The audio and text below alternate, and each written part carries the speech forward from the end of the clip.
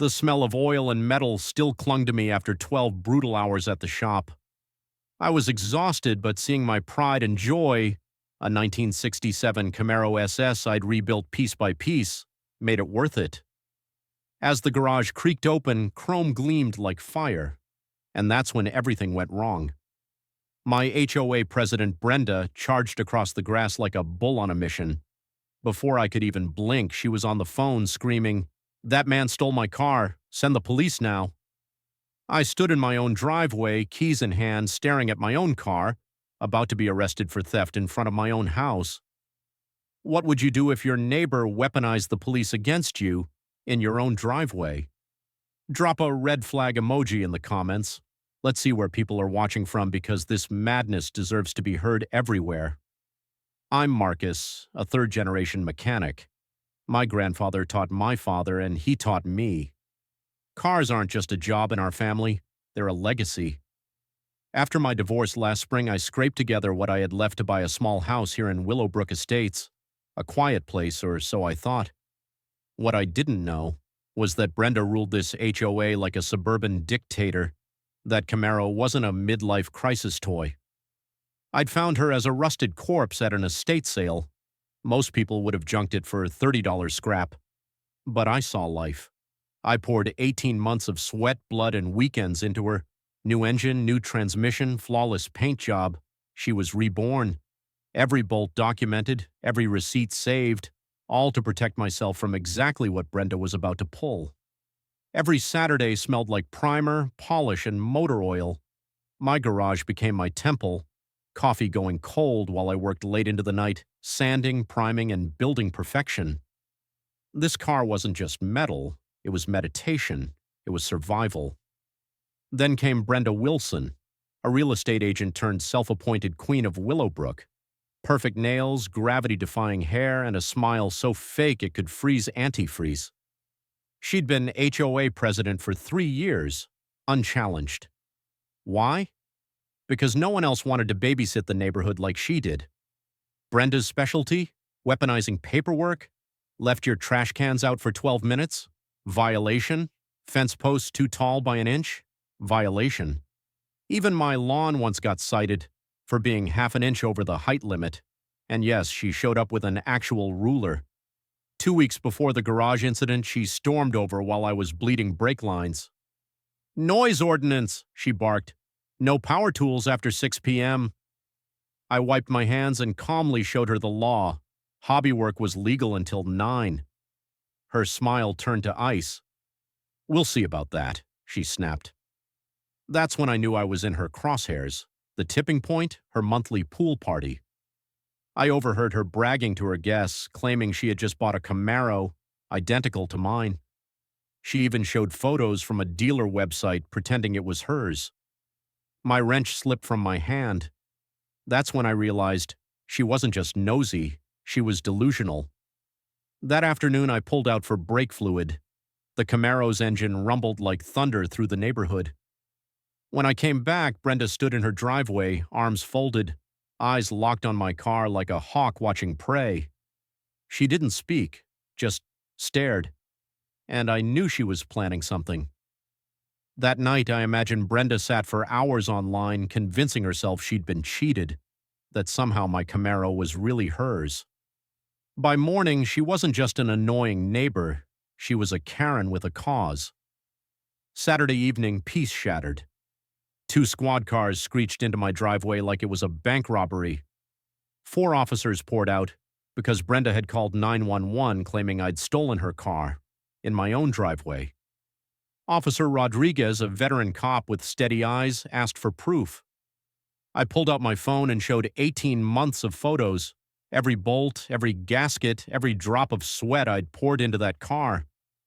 Brenda shoved glossy stock images at the officers, claiming she had just wired $45,000 for her Camaro. Rodriguez flipped through my binder, receipts, DMV registration, VIN numbers, all airtight. Brenda's evidence? Dealer pictures with no paperwork, no VIN, nothing. She was unraveling fast.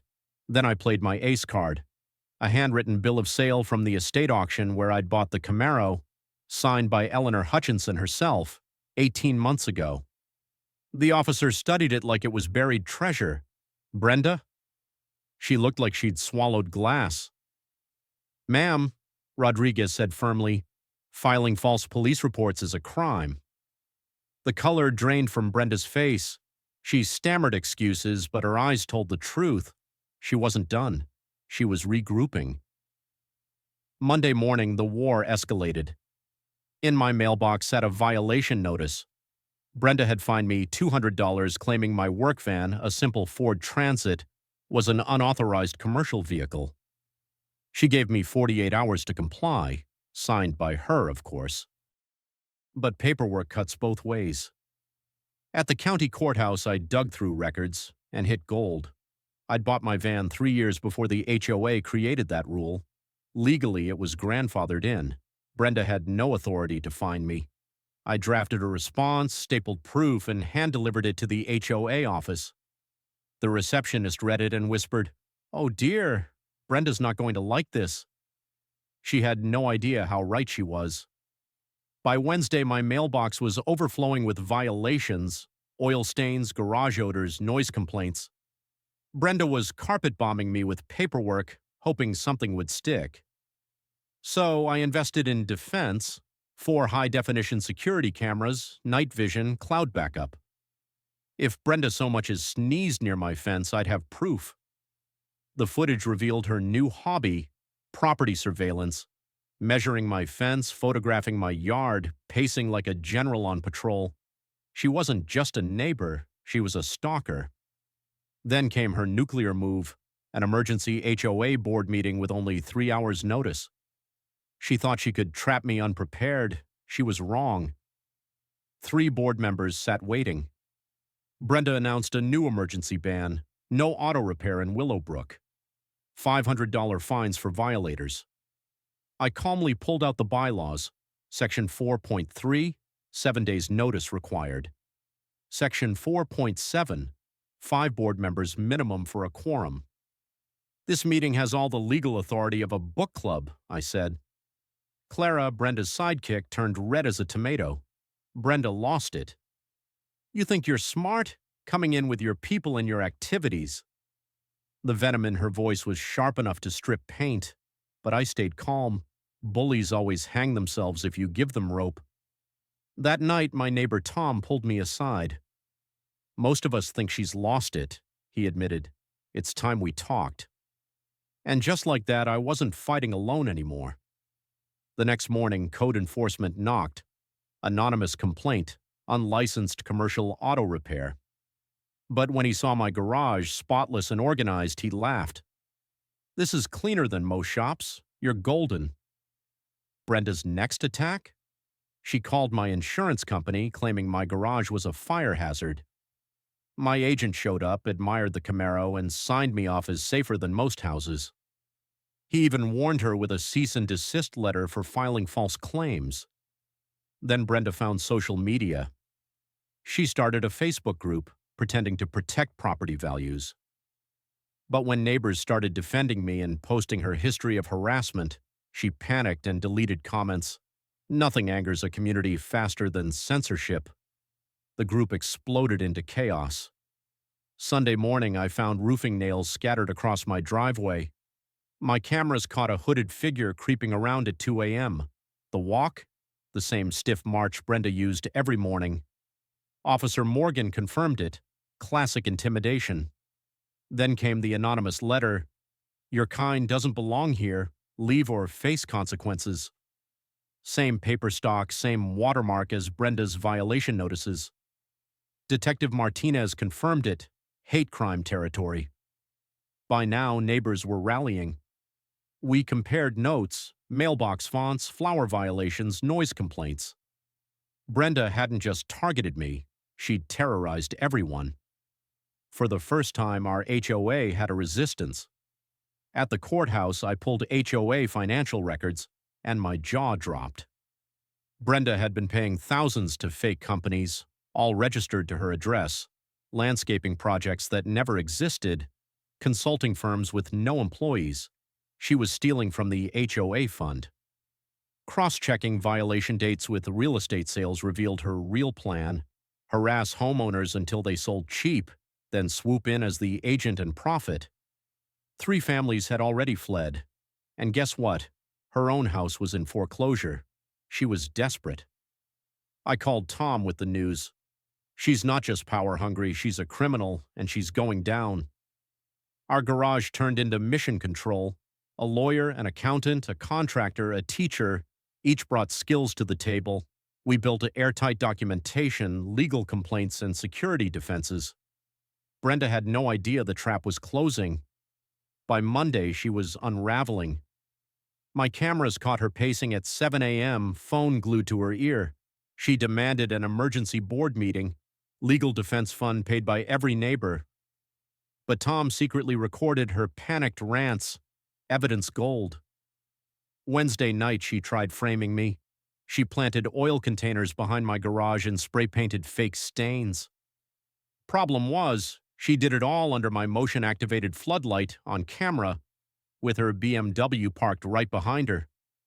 Code enforcement came next day, saw the fresh containers, with price tags still attached, and told her, "Ma'am, this is federal fraud." She'd crossed a line she couldn't erase. Her Facebook posts grew wild. At 2 a.m., she ranted about outsiders ruining our neighborhood. Screenshots saved.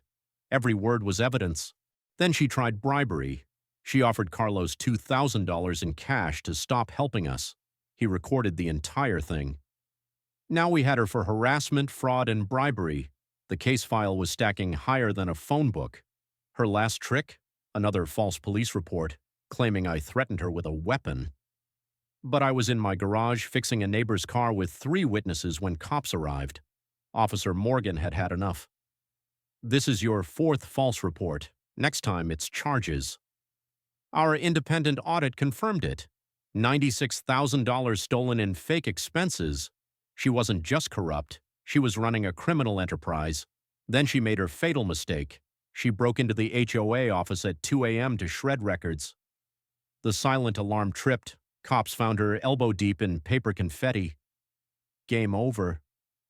She spent 3 nights in county jail. Her ally Clara visited, but recorded the conversation.